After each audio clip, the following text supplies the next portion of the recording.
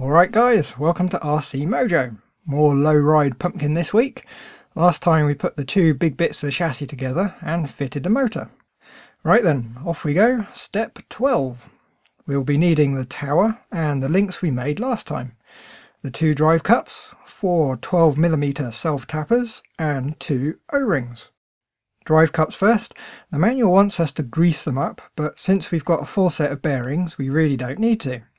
The O-rings go into the open end for the drive shafts to ride on. You can usually press them down with the end of a drive shaft, but they do have a tendency to flip sideways. If they're really being tricky, you can press them down with a blunt flat blade screwdriver. Next we can fit the tower. It's got some little posts to sit on. It lines itself up really rather nicely. The 4 screws hold the tower on, and they also pass through into the chassis, linking it all together, making for a really strong assembly. The 2 links simply pop over the balls on the back of the tower. Last bit, the drive cups with the O-rings fitted just slide into the differential. They need a little bit of a jiggle, but they should go in with no real resistance. Okay, next step, step 13, some rear suspension. We need the rear hubs, F2 and F3, the 2 stub axles, drive shafts, 2 32mm screw pins, 2 brass ball ends, and 2 bearings in place of the plastic bushings. Each of the stub axles gets a bearing, and just like the drive cups, we don't need or want to grease them. Next, the 2 hubs get a ball each. Keep track of which is which side and which side the ball ends need to be. Press the axles with their bearings into the hubs. Work them in until the bearings are fully seated. Keeping them the right way round, slot a hub into its lower arm and feed in a screw pin. Same on the other side, then do them up, and just like the inner ones, they only need to be done up tight enough so they're not going to fall out. Slot one end of a drive shaft into its drive cup, the other end into the stub axle. Lift the hub and clip the ball cup onto its ball end. Same on the other side. If things don't line up, you can rotate the stub axle until it all pops in.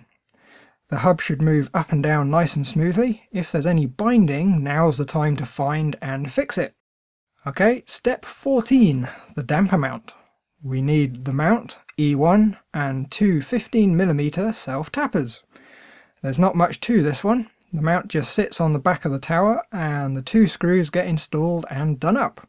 And there we go, probably the shortest step in the entire build. Okay, step 15, the beginnings of the front suspension. We need a few plastic bits, B4, the mounting plate for the arms, C3 and C4, the front half of the arms, and a pair of C8s, which are the rear halves. For screws we need 2 10mm self-tappers and 2 46mm screw pins. Just like the rear arms, the parts have a mark on one end.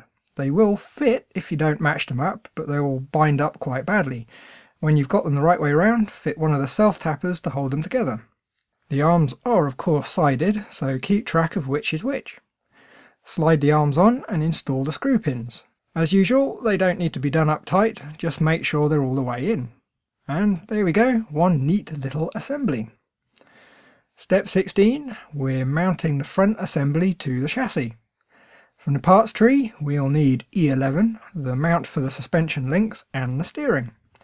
For screws, we need 2 M3x8s, 2 10mm self-tappers, and 2 more of the brass ball ends. And we'll need 2 D10s, the little clamps for the optional anti-roll bar. First thing to do is attach all the bits to the mounting plate. We've got the 2 clamps, they're exactly the same part as the rear ones. One end has a bit that fits into the anti-roll bar slot. Pop one of the M3x8s in the other end and fit them to the plate. They only need to be done up tight enough that they don't rattle around. The 2 ball ends need to be fitted too. These are for mounting the top suspension links. Okay, now to mount it all up. The bottom plate with the arms goes under the chassis and the new plate goes on top. All the parts locate nicely, so it's very straightforward to fit. The 2 self-tappers fit in the 2 frontmost holes on the bottom. There's more screws that are going to go in later when we fit the snow shovel front bumper, but for now, even with just the 2, it makes for a pretty sturdy assembly. And that, I'm afraid, is the end of this week's instalment. It's just gone 3 AM and I need my beauty sleep. So, as always, thanks for watching, like if you liked, and of course, if you're not already, don't forget to subscribe. Bye guys!